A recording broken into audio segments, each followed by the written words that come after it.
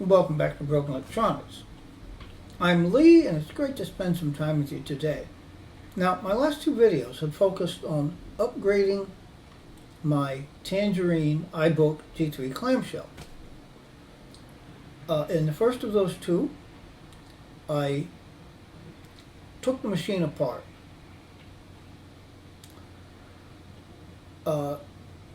performed a couple of the upgrades, and then realized the video was getting awfully long. So I stopped it there for part two. Part two, I reassembled the machine and performed all of the other upgrades, then booted it up. But problems ensued. To make a long story short, trackpad wasn't working. The SSD was not recognized by drive setup. The keyboard was sort of working, but very strangely. Well, now today's video is going to focus on trying to fix those problems. And I hope I can do this. I will say I am not looking forward to taking that thing apart again. It's not an easy process, but might as well give it a try because I'm not going to be able to use it like it is. So, if you're interested in taking a look at all this, please stay tuned. Just to check it out and give it one more chance, I tried booting it up with the Panther install CD, and it booted up. So yeah, at least the CD drive's working, but disk utility would not recognize the SSD either. So there clearly is a connection problem. I'll get to it and take the whole thing apart. I'm not going to do the number of clips I did in the last part, since basically you will have seen all of this. But let's give it a shot and see if we can fix this. Stay tuned. Well, one issue solved. The keyboard connector. It was as simple as the connector not being completely pushed down, so it wasn't making its contact. So I'm quite sure that one at least is going to be okay. We'll have to see about the trackpad connector, but you know, bigger fish to fry, I guess. All right, stay tuned. All right, issue 2 should be an easy resolution. The trackpad connector was loose when I opened up. Of course the trackpad wouldn't work. And that too should be an easy issue to fix. At least we hope. I'll be particularly careful when we get back to reassembly to make sure that really is pressed in all the way. It helps. I'm getting at this earlier today than I did yesterday. I had some things to take care of yesterday morning that were very important. So hopefully I'll stay fresher on this time through. Okay, stay tuned. All right, I think, and I wish I could be more sure, but I think the problem with the SSD was that the connection,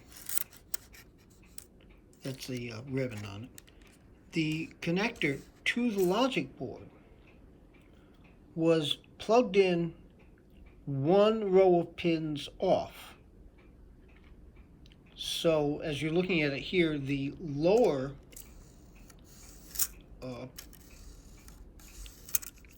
openings here connected to the upper pins underneath it. I think. Now the problem is I don't have any way of making sure this SSD is even going to work, really. Other than to put the whole darn thing back together and try it again. So I guess that's what I'm going to do. Stay tuned. Okay, I think that's right. I sure wish I had a way to test this thing before putting the whole thing back together again. But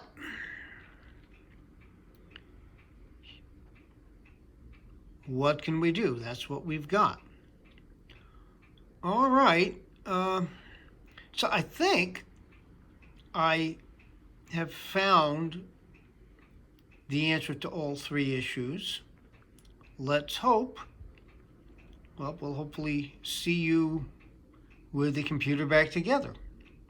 Stay tuned.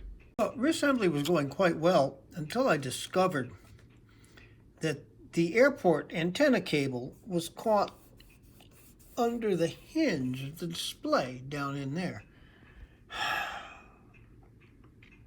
Now, I doubt very much that airport card is even going to do anything, but we want to get it right.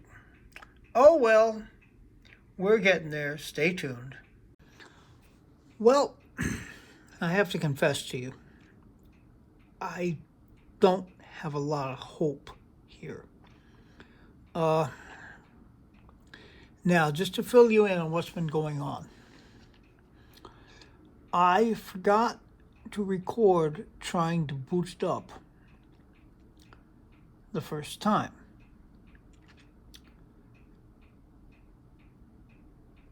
Maybe that's just as well, because what I found was that there was no video. So I took it apart again, far enough to get to the data cable connection to the logic board. Because my first thought was, okay, that's not plugged all the way in. Well, it seemed to be, but I took it out and plugged it in, took it out, plugged it in. Seemed fine. Put it back together, boot it up, same thing. No video. So I took it apart again. This time, I pulled the cable out and put it in, pulled it out, put it in. I checked the screws holding the display on, and some of them weren't as completely tight as they should have been, so I tightened them up. Put it back together and tried it again. No video. So I just put it aside and went back to it today. Took it apart, went a little further this time. I got the display back off, rerouted the cable very carefully and everything else. I have it plugged in about as well as I can. Now, so we're going to try booting it up, but I don't have a good feeling.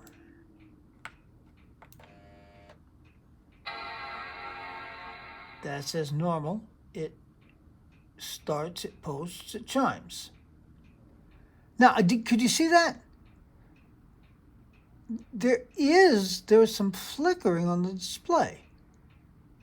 And there's something there, but not so much that I can see it. So right now I'm trying to hold down the brightness button on the keyboard. Of course, we're not sure that the keyboard works, but it's not doing anything. Okay, let me shut it down. Start it one more time, and I think maybe if I turn these lights out back here.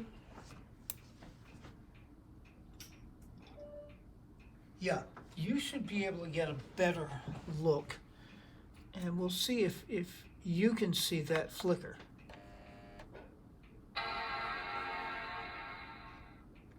There, you see it? That's on the screen. That's not just the camera. it's a little more evident looking at it in person. Like imagining things. I'm imagining things here.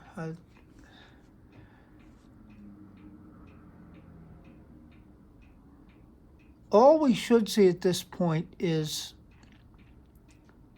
the flashing folder question mark symbol.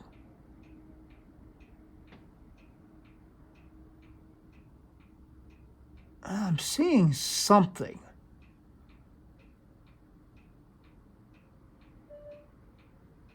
Maybe that's it.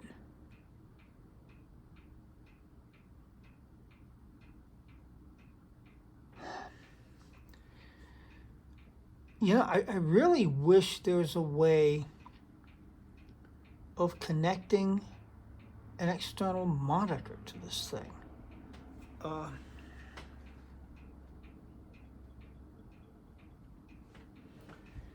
If there is, I have no idea what it would be. I don't think there is, because about the only connections are the modem jack, the Ethernet jack, and the one USB 1.1. And I don't think you're going to drive a monitor off any of those. All right. If you've watched my channel much, you will know that I don't give up easily, but I'm about at that point with this project.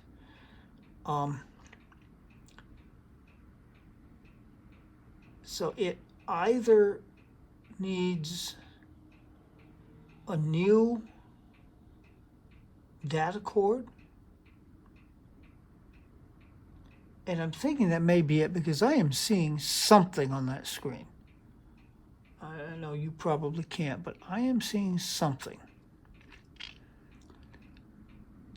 Now, if that didn't fix it, maybe it needs a new display, a new logic board.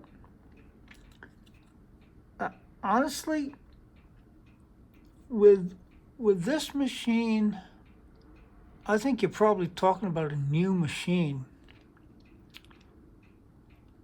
And that's probably the direction I'm going to go. I'm going to keep my eye out, see what I can find, and assuming that I am successful in finding one, it's got to be this color. I love this color too much. At a reasonable price, and that's what was so exciting about this one. People charge an amazing amount for these machines. Even the early ones that don't have FireWire. The ones with FireWire 400 are out of sight.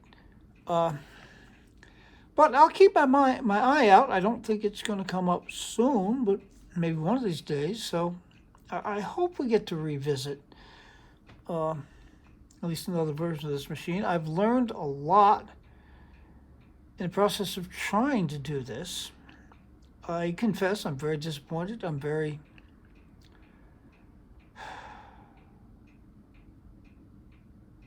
And I wish I had better news to give you in all this, but I don't. So, well, anyway, be good to other people. Be good to me. I need it. Be good to yourselves, of course. Take very, very good and careful care in these difficult times. We will be back with more videos, to be sure. But until such time, this has been Broken Electronics. Okay, quick addendum. I'm sure you can't see this. So I can hardly see it. But yeah, that's the border of a window right there. Yeah, you can see it better now. The machine is actually booted up into the Mac OS 9.2 installer disk. And I can just barely see that I actually do have cursor motion. But I can't see enough to know what I would be clicking on. But there is the install window right there. So it's not completely dead. But taking it any further at this point, is kind of beyond where I'm at. So I'll throw it out there. If there's anybody out there who's got any insight to what can be done, pressing the brightness button, I've been doing that and doing that and doing that, and it does nothing.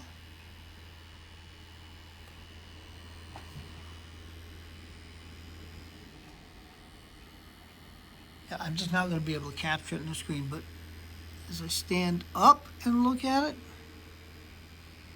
it's there all right. Okay. Well, yeah. So if anybody has any thoughts as to where we can go, and I will also in the meantime be on the lookout for another machine and maybe combine the two. But yeah, until that time, all the things I usually say, which mean be a good person, I'm sure you all are. So, once again, this has been Broken Electronics.